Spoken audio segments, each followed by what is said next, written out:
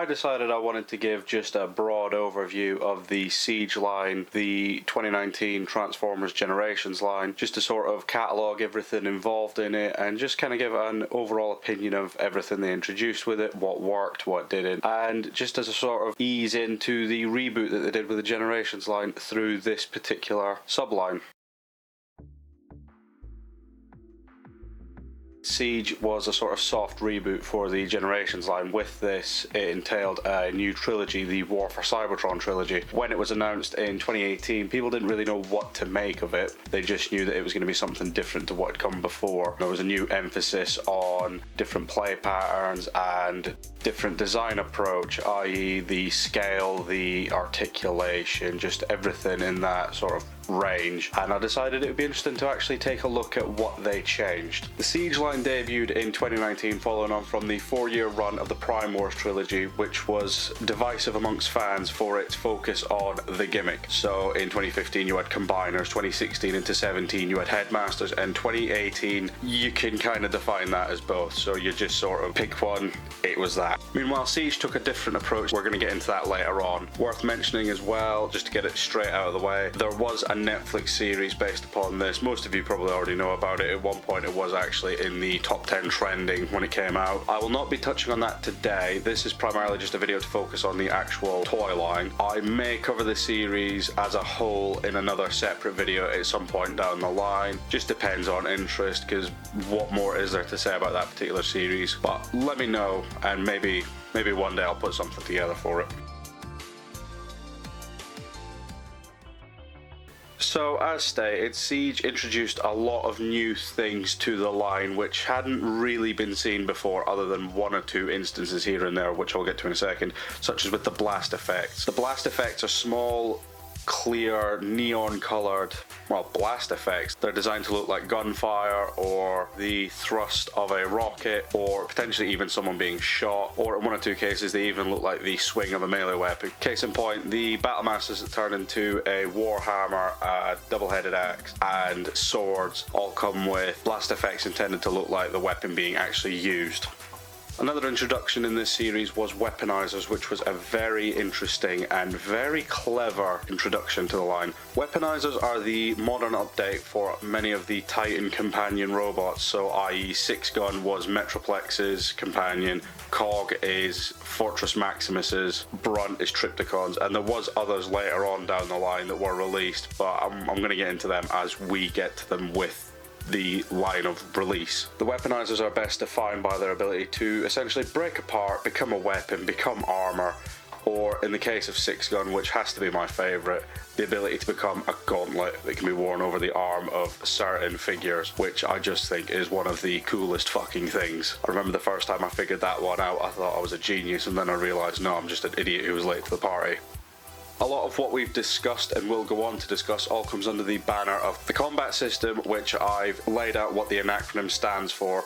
Is essentially the system wherein the guns are designed to be attached, reattached, detached, interchanged, swapped between, whatever you can imagine. The combat system is just essentially the name they've given to the gunplay involved in this particular line. Also as part of that is the Micromasters and the Battlemasters being used as part of it. Making a reappearance for the first time in who knows how many years, I think since the 80s, the Battlemasters. The Battlemasters were a readaptation of the Target Masters. I'm assuming they were renamed due to copyright, but you never know. Essentially the point of the Battlemasters is they form weapons for the larger robots. They have standard points of articulation. They're very reminiscent of early Legends figures where you had the hips, the shoulders, and that was about it. Interestingly enough, for this particular size class, we finally got a rung from the IDW continuity, finally getting a first release of a toy. Something that a lot of fans have said they've wanted for a long time. I'm not familiar with IDW. I'm assuming he's in scale, so if he's not, please someone correct me. I'm probably completely wrong about it. Also making the return for the first time since the 1980s, we have the Micromasters. The Micromasters were essentially Hot Wheels sized toys that transform, carrying on the same tradition. Some combine, but for the most part their design is they turn into weapons that can be wielded by larger figures. Many of these Micromaster releases have been stripped back from teams of 4 to teams of 2. the teams did receive additional members via an exclusive that I will quite happily get to complaining about later on, but for the time being, let's just carry on. Also introduced with Siege was the Commander class. Now, just for reference, Commander class basically feels like the Ultra class from many moons ago, but in modern definition. So it's got the size, the detail, the articulation. Since its debut with this particular line, it has just been a constant knockout depending on how you feel about it. As far as I'm concerned, the Commander class has been a stroke of genius. There's not really much to say about this particular point, but I feel it worth mentioning. Throughout this line has been a semi-consistent run of battle damage across many of the figures. So some of the figures have it, some of the figures don't, some of them have it in random places. Like, it's worth mentioning, of the Datsun brothers, the only one who has it is Barricade. Soundwave has quite an excessive amount, whereas Ironhide and Ratchet only have it around the feet and shins, whereas various figures don't have it at all. It's a strange decision on their part to only do it some of the time, but it's something that was generally only really throughout this particular line. When Earthrise came about, they sort of ditched the battle damage aesthetic, which is a good or a bad thing depending on where you sat on it. Siege was released over the course of 2019 in 5 waves. I'm just going to have a quick run through of what was involved in this, what wasn't, just so you know where we're at, in case you weren't too familiar with the wave lineup. Wave 1 saw the release of Battlemasters Fire Drive, Lionizer and Blowpipe, Micromasters Road Handler and Swindler, Stormcloud and Visper, and Top Shot and Flak, Deluxe class Sideswipe, Cog, Hound and Skytread, Voyager class Optimus Prime and Megatron, Leader class Ultra Magnus and Shockwave. Wave 2 saw Taraxodon and Aimless for the Battlemasters, Laserbeak and Ravage, and Red Heat and Stakeout for the Micromasters.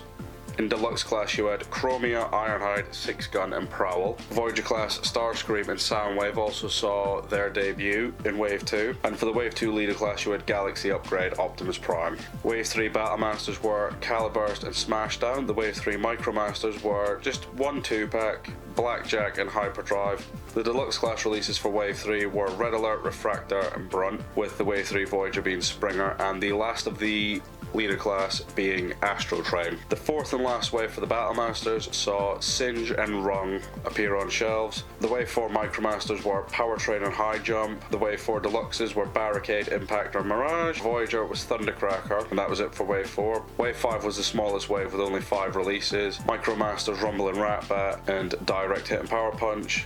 Deluxe class Spinister and Crosshairs, and Voyager class Apeface. In Commander class you saw the release of Jetfire, and in the Titan class you finally saw Omega Supreme make his way into Generations. As you may have noticed from the ones that were just listed, my collection doesn't have all of those included, as well as some that weren't mentioned.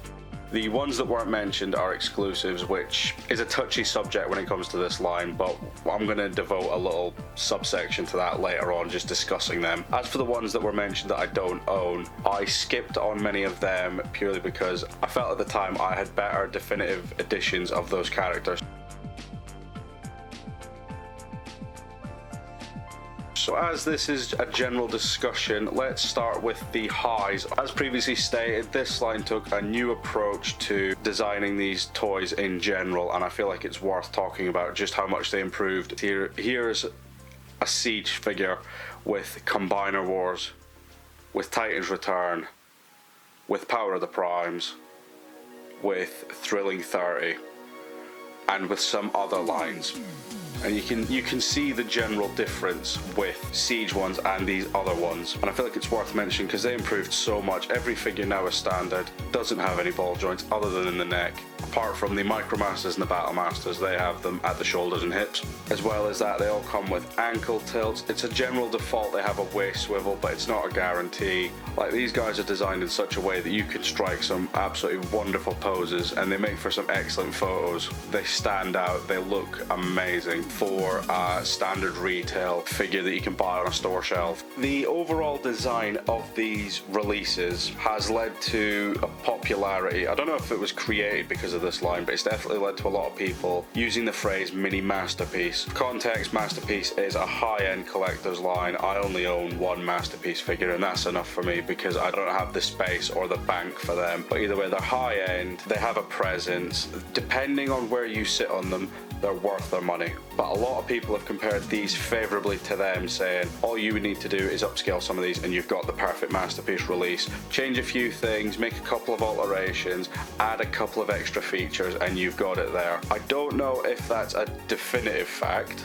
I don't own any masterpiece apart from that one, which is Sunstorm from about 10 years ago, I think. So I can't say for definite, but I do see they have upped the ante with how they design these. If you're someone who does collect masterpiece, please feel free to tell me if it's in the right area or not. So taking it back to basics, retelling the story, recontextualizing the story. One good thing that came from it was with this reimagined take, they went back to 1984 and they returned to a lot of characters who haven't had toys in so long and essentially gave the best rendition possible. Now granted, some of these later got upgrades within the same trilogy, i.e. a lot of the Seibertronia modes got an Earth mode. Between the two of them, I think it's worth saying that these ones have proven to be the definitive. Like, once these started coming out, I was buying them, I was moving a lot of my collection on. For context, I bought Hound, I bought Ironhide, I bought Ratchet, and once I had them in hand, I moved on the original Universe releases. Hound still held up okay.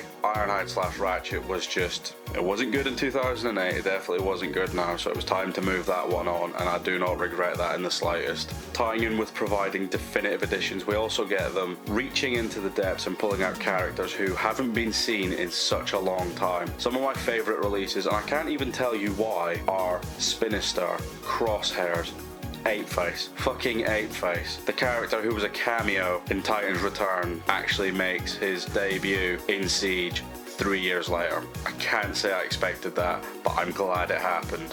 So these 2 points are purely subjective. They're not something I've had personal problems with, but I can see why people would, and especially if you've actually encountered it. The first one is regarding quality. So a lot of people have said with the release of this line, the quality seemed to degrade. The plastic was a lot more fragile. Admittedly, there were more common issues regarding quality control when it came to clear plastic, which isn't such a problem in this one, but as we go further in, it's going to carry on. This is going to be a thing.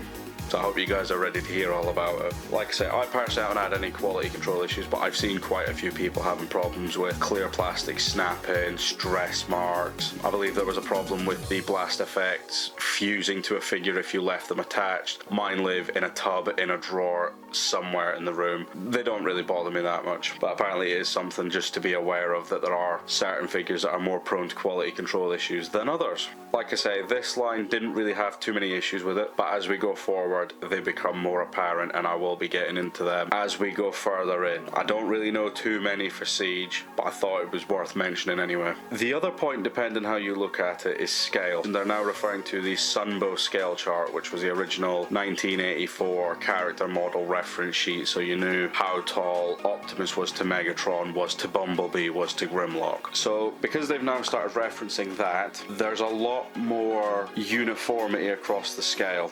So there's very few freakishly out of scale figures, and the most glaring one being Omega Supreme, who should be a lot bigger, but it's never going to happen. But people now take issue with a Voyager being a head taller than a Deluxe, or leaders are now just Voyagers but with extra add-ons. I personally don't see the problem with it. At the end of the day, it's added a lot to the leader class. Yeah, the optional pieces, depending how you look at them, they're either a waste of time or they're great extra accessories, but ultimately we're getting better quality figures out of it. Granted, I see the problems, especially looking at that approach now in 2022 with Legacy, but as of this point in time, I didn't really see a major problem with it. It was interesting to see how they did it with the Ultra Magnus mold, where the trailer comes apart, forms the armor, but you still get the core robot, how Shockwave can form the original robot in the original mode, but also you've got all these extra bits that turn him into a starship or a warrior, I guess. I'd comment on Astro Train,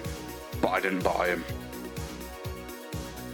Okay, let's go on to talk about what I think is bad, the negative shit, because you gotta have the negative somewhere. It's the way it's gonna be. So I think to cover the negative, I'm gonna start with what's the most subjective, just purely because it's my video. I want to complain about this stuff before moving into the more objective stuff. So talking subjectively, I find a bit of an issue with the balancing with this lineup. So you compare the mainline releases, just deluxes to Titan class, and you've got a discrepancy of about 12 to 29. I want to say. I might be including Micromasters and Battlemasters, but either way. The largest Decepticon is Astrotrain and Shockwave, and they're not that big. The largest Autobots are Omega Supreme and Jetfire. I know you can count Jetfire as a Decepticon, but come on, who's counting him as a Decepticon? So that's one thing that I find to be a bit of an issue. Why not balance it a bit more? That's something I felt Earthrise and especially Kingdom would later go on to do a lot better than this particular line. Don't get me wrong, what we got,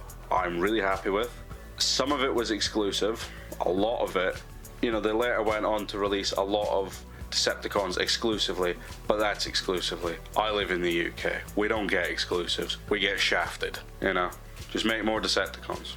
That's all I'm asking for. One particular thing I did sort of take an issue with as I began writing the outline for this. I originally wrote a script. I read the script. I read it fucking awfully, so I thought I'm going to do this a bit freelance. But the one thing I did notice as I progressed through writing that was it doesn't really commit to the Seibertronian aesthetic. So this is meant to be the war on Seibertron. This is meant to be our first Seibertronian alt mode G1 based series. But a lot of the vehicles are all just Earth vehicles. Like, you've got Optimus, who's just a standard truck but with some fancy lights on the top. Megatron's a tank. Okay, tanks are very vague how they can be designed. The Datsuns just look like sleeker Datsuns. Mirage looks exactly the same. I don't care how you try and tell me otherwise. He does not look any different to a Formula 1 car you'd see on Earth. Praise where it's due. They did cover the Tetrajet, the first mainline official release of a Tetrajet, which is, I love it. It's such a weird, cool mold that just makes such a great Seeker body. Apeface commits pretty well. Not that I ever thought he was going to be an Earth-based vehicle. There was an attempt with the Ironhide Ratchet Crosshairs mold. You can kind of see it there, you can kind of not see it. There's no other way around it. I liked Shockwave Starship mode. I hated Soundwave Starship mode. Ultimately, I just feel it's a missed opportunity for what they could have done with Cybertronian modes, especially when you consider that we got a Cybertronian Bumblebee who blew most of these out of the water about 2 years later, and then we got the Autobots from the opening scene of the Bumblebee movie 4 years later, and they do the job a lot better. Okay, this last one is hard to avoid. Everyone's aware of it. Everyone knew that it only got worse. This line was notorious for its exclusives. For the context of this video, I'm only going to show the, how do I put it, the mainline exclusives. There was also the Netflix line, and there was the Select line. The Select line is still going to this day, but I'm going to do them in their own separate video at some point, just because Select has been running since Power of the Primes in 2018 all the way to now, and the Netflix line covered all three of these lines, so I thought I'll just do them separate somewhere else away. We got a 35th anniversary cell shaded Optimus and Megatron, which I skipped, but we also got a redeco of the Datsun mold into Blue Streak and a Soundwave into Sound Blaster, which it's very cool to have a Sound Blaster in the main line in scale. Like, for context, the only Sound Blaster I ever owned before was the Takara Legends Soundwave Headmaster, which was Sound Blaster. Yeah, I don't really get it. Although he was a pain in the arse to get here. 50 quid later from the arse end of the world. Looking at the exclusives lineup, you also had a shared San Diego Comic-Con exclusive of the Reflector trio. So you finally had Spyglass, Viewfinder, and Billy Bob, I don't fucking know, released in toy accurate colour schemes with the extra accessories to make the actual camera, such as the viewfinder, the grip on the camera, and it's just a cool little set. Talking exclusives, you also had the Rainmakers, finally not a BotCon exclusive for the first time ever outside of Acid Storm. It's nice to have Rainmakers in toy form. These next three are ones I find personally interesting. One is totally obscure, random character. The other two are major releases. So one of these exclusives is Greenlight. Greenlight was a background character that made no lines in her original appearance back in the 80s. She's a redeco of the Fembot mold from Power of the Primes. She came with an exclusive redeco of a Battlemaster. Completely innocuous, nothing too crazy. until you look at the aftermarket. A lot of people didn't pick this up, and the prices that she goes for are fucking insane. I think the only thing that rivals this is probably the ones we're about to get onto now. As I said, the other two exclusive releases were major characters. One was released exclusively to Walgreens, which I think is a pharmaceutical store in America. I don't really know. Not the kind of place I'd expect to see fucking Ratchet, but he was released as an exclusive there. I was lucky to get him as a Christmas gift because I was not paying those fees for him myself, not a chance. And then the other one, even more controversially, was Skywarp. Yeah, I mentioned Starscream and Thundercracker earlier, and I've mentioned the Rainmakers. Skywarp was one of 6 uses of this mold during just Siege, as it is. Skywarp is a fucker to find. I never tried. I always saw people posting about the prices. I always saw people say that they tried to get him at Amazon and he was just gone like that. I never bothered with the Seekers in Siege because of him. Like when we get to Earthrise, you'll see what I've got, because that was easier to get somehow than this one was. And it's a good thing I'm not hung up on his exclusive Battle Masters. What I am hung up on is the Micromaster set. I collected every Micromaster that came out with this line, apart from the 10-pack. I think the 10-pack was exclusively released in Target, but the cheapest I ever saw it for online was $150. I have not seen it since. I've seen it once in the UK being sold by someone for $100 plus, and at the time I didn't have the money. That's the one that got me. I'm not even mad, I'm just disappointed. So I think it's safe to say I've pretty much covered everything I need to. If there's anything I've missed out, let me know. I can't think of anything. I've got these notes in front of me. I can't see anything that I may have overlooked other than niche details. So I'm just going to deliver my closing thoughts on Siege as a whole. I've put a note here saying tease an Earthrise video. It's inevitable. I've spoke about it that many times throughout the video, so I'm not going to do that bit. But first, my thoughts. I'd say Siege overall was a much needed return to form. I know a couple of people who weren't the keenest on it, but I feel like when you compare it to what had come before, it was very much one for winning back the fans. While I collected most of Combiner Wars, most of Titan's Return, and most of Power of the Primes, I know a lot of people who just weren't there for it. It was what the series needed to get back to what it was, which is not so much emphasizing such an intrusive gimmick. This has a gimmick. I'm not going to pretend it doesn't, but for one that's just so simple yet effective as, here's a load of guns, go do whatever you can with them. Here's a bunch of robots that split apart and turn into guns. Have fun.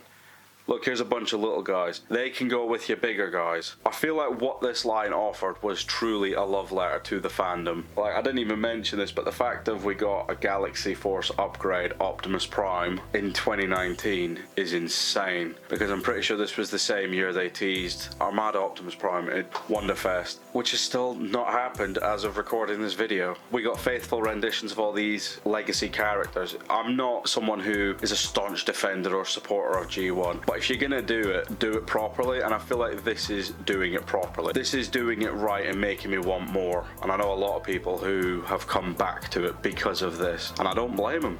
They've upped their game to such a degree with this. It's truly for the fans. It's truly a step in the right direction for what they could do. Overhaul the engineering, overhaul the designs, overhaul the scale, and go fresh. You know, ultimately at the end, I'd call Siege A tier. I'd call it probably not the best, but a step below the best quite easily. Yeah, it has its issues with it. Some are just me being petty, some are legitimate problems, but for the most part, it's a line that's invested a lot into itself, and it's one that continues to impress even in 2022, now that the trilogy's been and gone, and it's one that I'm happy to have been around for. But that's just my opinion. What about yours? Is Siege as great as I'm making it out to be with this video, or is there something that I might be overlooking and understating in comparison to this line? If there is anything like that I may have overlooked or forgotten, or just anything in general not specific to the comparison, please let me know. And if you've made it this far into the video, thank you very much for sticking around. I really appreciate it. This is my first video, so I'm still trying to find out how I want to go about this. So any feedback about what works, what doesn't, is greatly appreciated. And if you like, feel free to stick around, because I've got all the time in the world to carry on talking about Transformers. Thank you for listening. Have a good morning and a great evening.